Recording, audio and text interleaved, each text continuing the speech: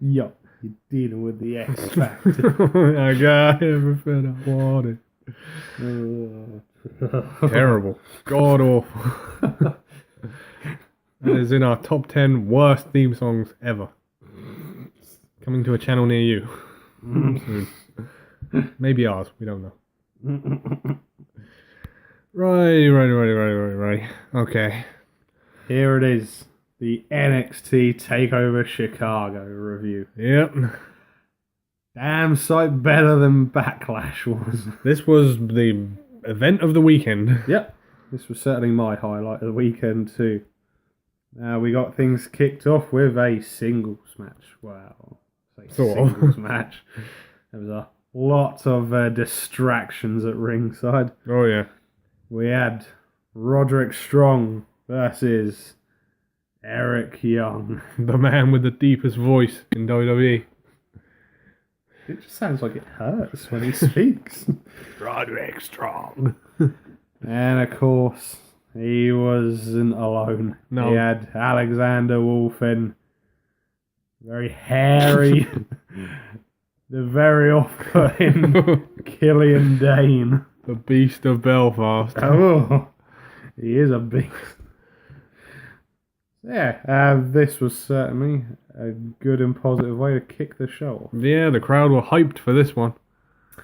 Yeah, and, well, I've said it before, if I've got to say something negative about NXT, I just don't get where they're going with Sanity. What's their angle? What's their, plan? What's their, what is their goal to do whilst they're in NXT? I don't think they've even ever said they have a plan. No, they don't. I think they said they were taking over at one point. Yeah.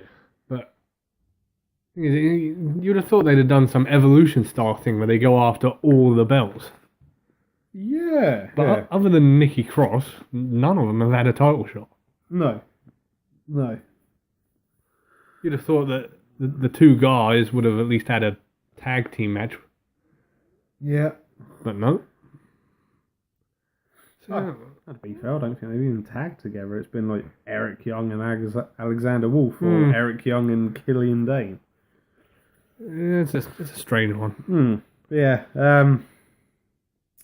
Yeah, I'm very quickly becoming a big fan of Roderick Strong. He's a very impressive guy. Obviously, it's been noted in the past. He's pretty much Mr. Ring of Honor at one point. Yeah, I mean, I was surprised at how long he's actually wrestled for.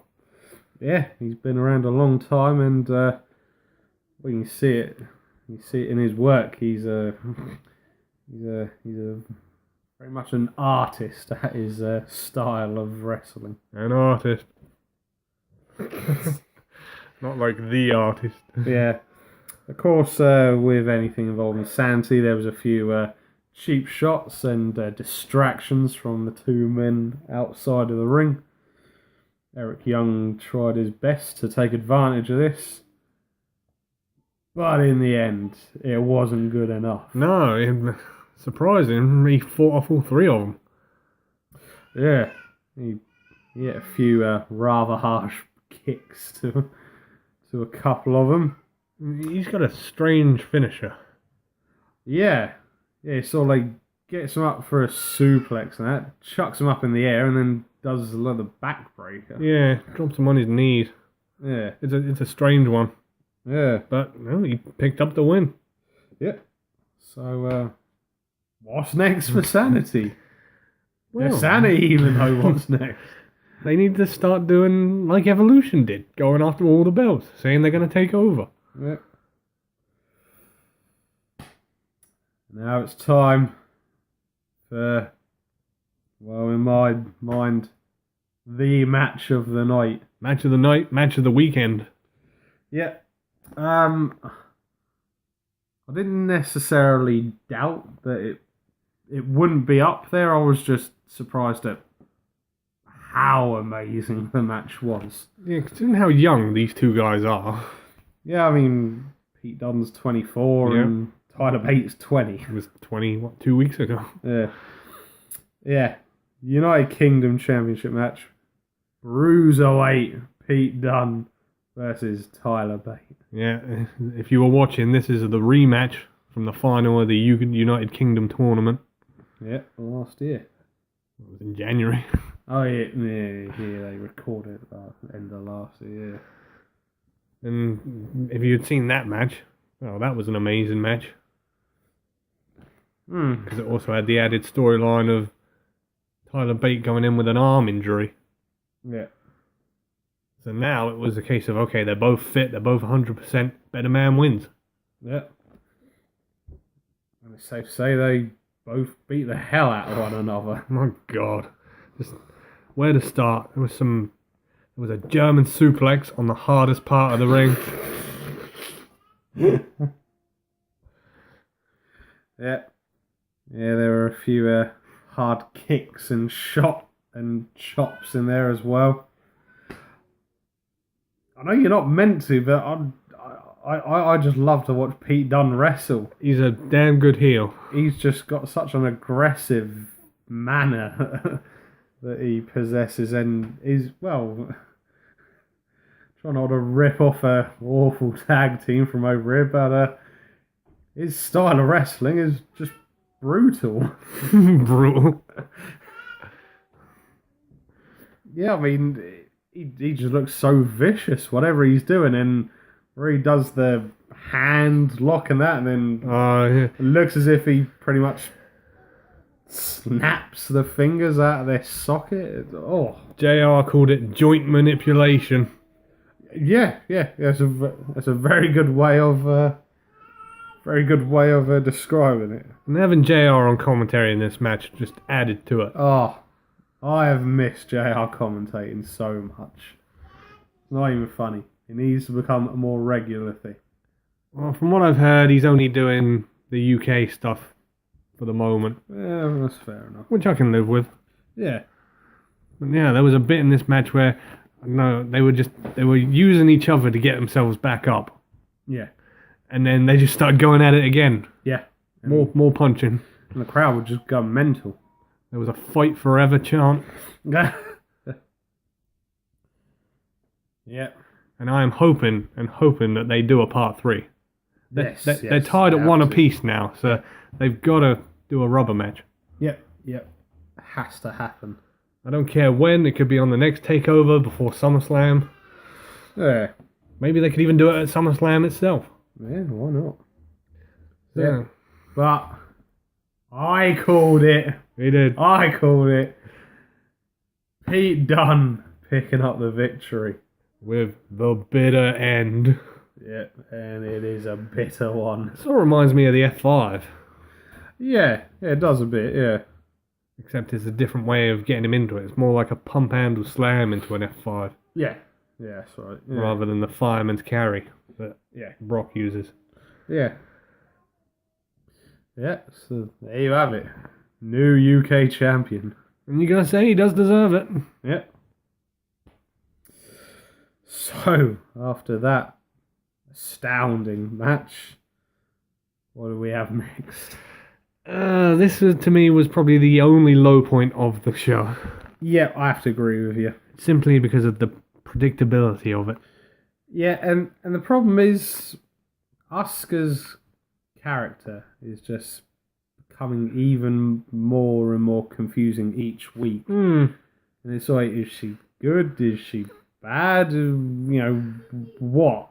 Yeah, I mean, they did this thing on NXT a couple of weeks ago where they showed her entering the arena, and she was like happy, cheering with the fans, signing autographs and whatnot, and then walked away and was sort of looked grumpy and was like, ugh.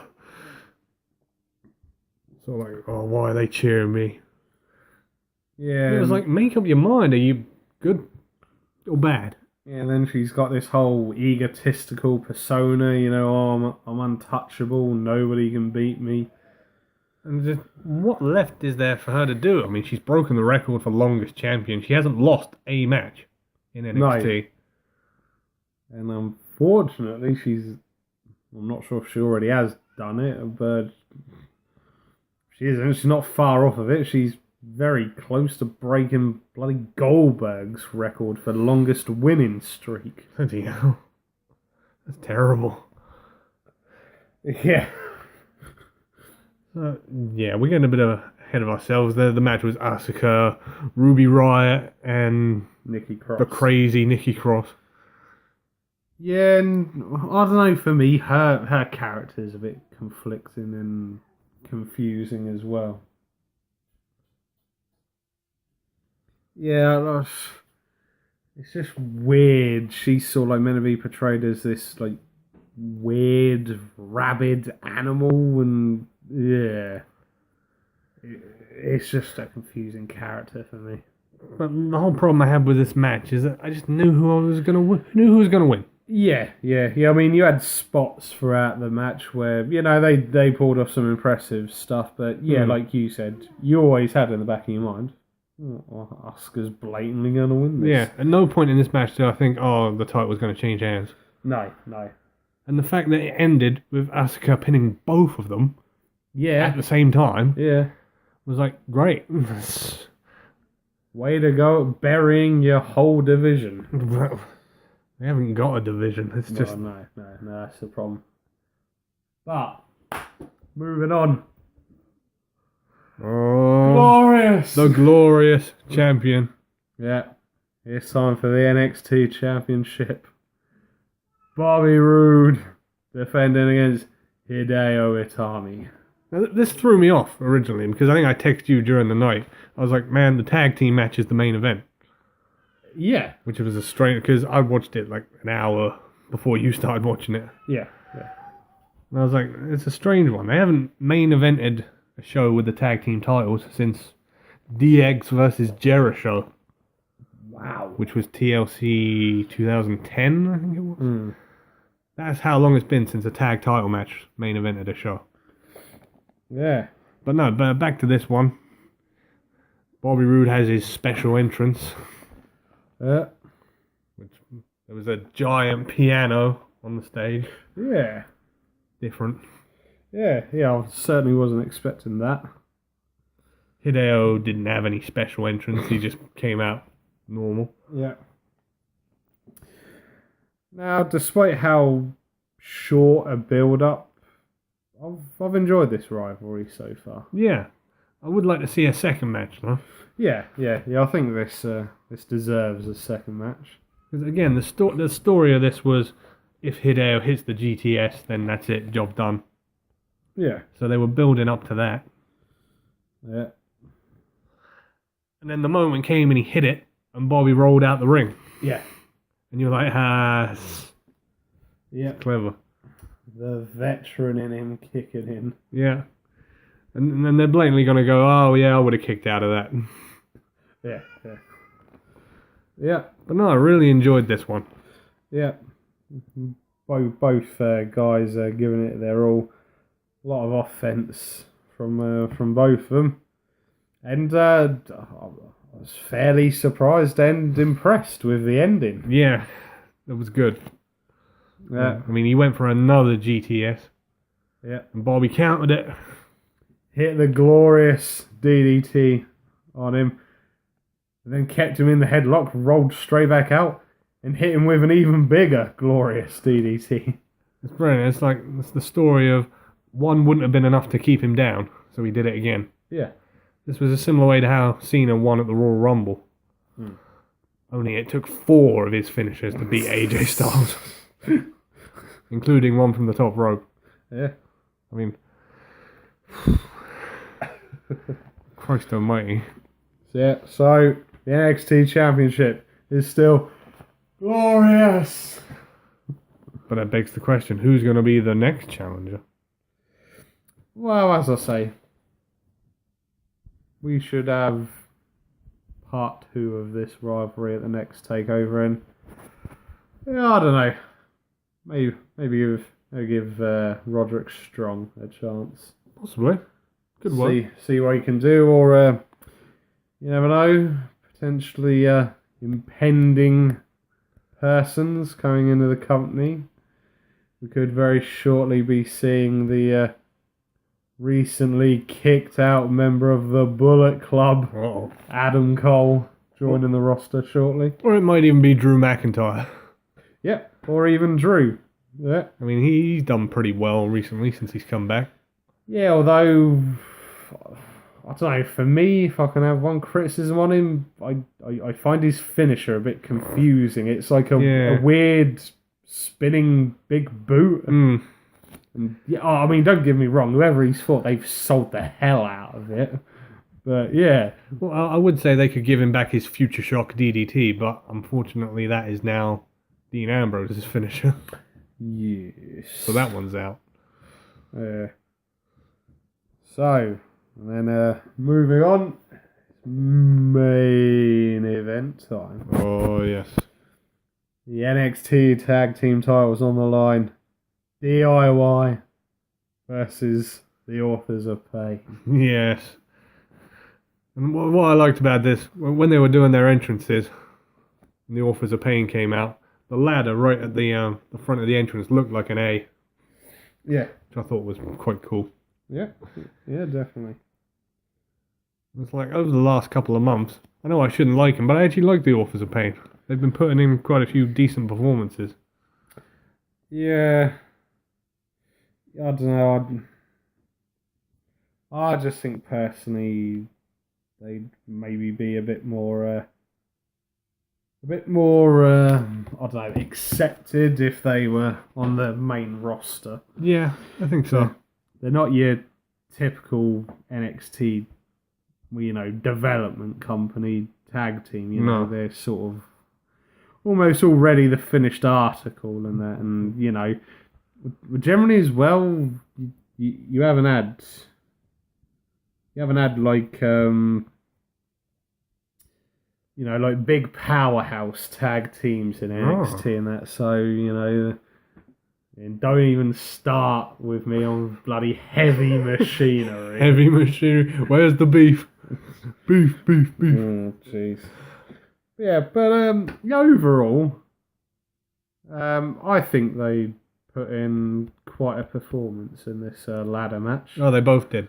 All of them. Yeah. My only argument I would say about this match is at times I thought the Authors of Pain selling was a little bit lackluster at times because there were certain points where they'd literally been battered with a ladder and they were up within like a minute or two, and it's just sort of like come on, try making it a bit believable to us. Well, like you say, they're this big bad tag team. They're gonna shrug off ladder hits. Yeah. Yeah, there was a lot of good moments in this. The double ladder dive. Yeah. When they were both on the ladders. Although I felt they both completely missed them and dived over them. It was still a good spot. Yeah. And I don't think we ever got the Big Show-esque set of ladders. No, they didn't do the giant ladder. Disappointment. Yeah, I think both teams utilised the environment well. There were a lot of ladder shots throughout the match. Oh, sorry. What was the spot near the end where, was it Ciampa pushing Gargano out of the way, or was it the other way around? When they got hit? I think it was Gargano pushing Ciampa out of the way. And then he took the ladder shot. Yeah. And then the end came. Yeah. I can't remember what they quite call it, but when they bash their opponents together and then do a double power bomb. The Super Collider. Oh god! Oh, I'm not even gonna go there. It's creative department in 2017. Then they're not great. Yeah, and then unfortunately for DIY, that was all they wrote. After the Super Collider, the Authors of Pain picking up the victory and retaining. And the next part, I'll bring myself to say it. This has been the worst heel turn I've experienced since the Shield broke up. Did not see this one coming at all. Heart-wrenching. I can't even blame my mum for this one.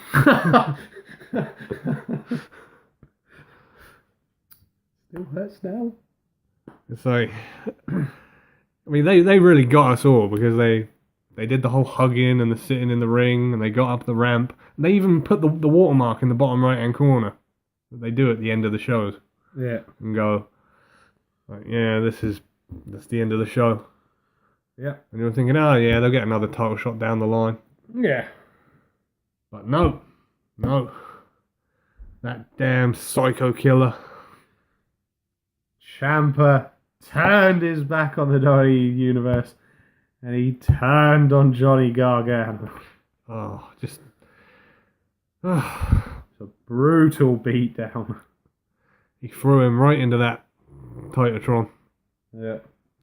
And it's like, just the imagery of Johnny Gargano using Ciampa to pull himself back up. Yeah. And thinking, why? What have I done? Yeah. You're like, you fell for him. You were like, I sat there, I was in shock. My mouth was open. Yeah. I couldn't believe it. No. See, and these are the best ones because you don't see them coming. Yeah. When the Shield broke up, didn't see it coming. No. So, unfortunately, what do I want? No. Oh. And just the final moment of Ciampa looking at Gargano after he had put him through 4 tables. Yeah. Which, I think he used Sheamus's Celtic Cross. That's what it looked like to me. Yes. Or White Noise. Whatever Yeah, it's I called. believe you're right on that one. And he didn't even leave. He just sat there on the table looking at him. Which I think was a rather decent end. Yeah. Yeah, and that was how Takeover finished. Best show of the weekend. Probably best show of the week. Yeah. Keep it up, Trips. You're doing a great job. I can't wait for you to take over when Vince is dead. Oh my god. Damn it, man. You're gonna get another video blocked. Yeah, but if he does that, I'm bringing in Benoit. Oh my god. Let's see how he likes that. Right, I think that'll do it. Yes. Okay, from your hosts, the master of the brain damage, Martin. and the one and only Sam H. We'll see you again for the next one. Peace out.